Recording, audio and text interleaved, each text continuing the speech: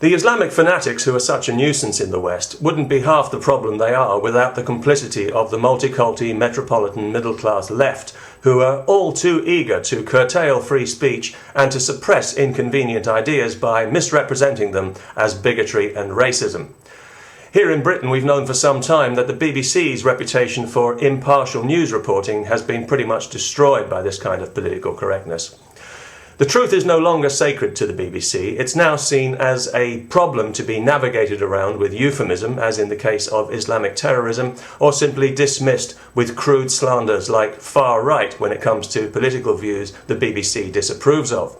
Recently, for example, Geert Wilders was acquitted by a court in Amsterdam, but not, it seems, by the BBC, who I notice still insist on referring to him as a far-right politician, which is such an outrageous slur it ought to be actionable. Nazis and racists are far right. Anyone would think they were talking about Hitler. You really have to wonder how some of these people have the nerve to call themselves journalists.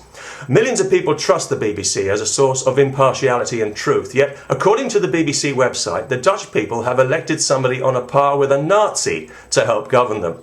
The words far right appear in the very first sentence of the report, telling the reader straight away, this is somebody we disapprove of, and we suggest that you disapprove of them as well, and you know you can trust us, we're the BBC. Except that we can't trust the BBC. Those days have gone. We can't trust the BBC to simply look at a thing impartially and tell the simple truth, because the truth is the BBC is no longer an impartial organisation. It now has a cultural and political agenda because it's full to the rafters with multiculti, metropolitan, middle-class, left-wing pricks, or what we in Britain call Guardianistas, people who see their mirror image in the Guardian newspaper, which lives and breathes multiculturalism, diversity, and all things middle-class, left-wing prick, and where the BBC advertises for its multiculti, middle-class, left-wing staff. The Guardian is such a biased, multiculti, middle-class, left-wing rag, it could be Swedish, and in newspaper terms it doesn't get any more damning than that. As well as being an open platform for Hamas propaganda, The Guardian is the natural home of the terminally tolerant. It's characterised by a smug and patronising political correctness that by default blames Western society and especially America for everything that's wrong with this world. It's the paper of choice for relativist wackos like feminists who defend female genital mutilation on cultural grounds or who endorse the Islamic veil as a symbol of female empowerment. It's for people who know some perfectly normal, decent Muslims, and therefore Islam can't possibly be a threat to anybody, and anyone who says it is being unhelpful and should be silenced. It's for people who are passionate about diversity, even though they all went to the same universities, read the same books, and have the same dopey opinions about everything. And it's for people who just love the Palestinians because it gives them a chance to be anti-Semitic at dinner parties without offending left-wing Jews.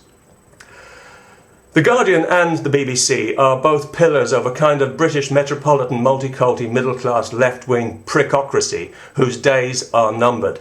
People are getting tired of being made to feel like criminals for holding the wrong opinion, and there's a massive backlash coming against political correctness, especially when all those young people who are having it rammed down their throats by middle-class left-wing pricks in universities all over the Western world finally grow up and start thinking for themselves. It'll be like getting rid of lead poisoning. Meanwhile, The Guardian's politics are its own business. It's a private company and nobody is forced to buy the wretched thing. But the BBC is a publicly funded national broadcaster, funded moreover by an indiscriminate poll tax that hits the poorest hardest. It has a duty to reflect the views and the values of everyone it purports to serve, and not just the views and the values of the multiculti middle-class left-wing pricks who happen to work there. It also has a duty to the public to tell the simple truth, unvarnished with bias and spin. We can get that anywhere else, thank you very much. We pay for the BBC and we deserve better. We also deserve a better democracy, as it happens, and on a lighter note, I might as well tell you about another example we had here recently of the patronising and condescending nature of the whole middle-class left-wing prick mentality. A couple of months ago we had a referendum here in Britain to decide whether we should change the voting system. The proposed new system, although by no means perfect, would have been more proportional. It drew support from a fairly wide political spectrum, and some very effective speakers from all shades of opinion could have been used to front the campaign and help it connect with people. Unfortunately, the campaign was organised by a bunch of middle-class left-wing pricks who arrogantly declined to draw on that support because they disapproved of some of the viewpoints, and as a result they blew the whole gig for everyone.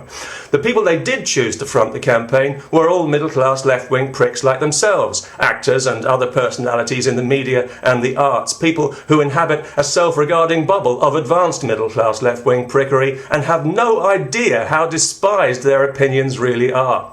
Well, they found out. We all found out.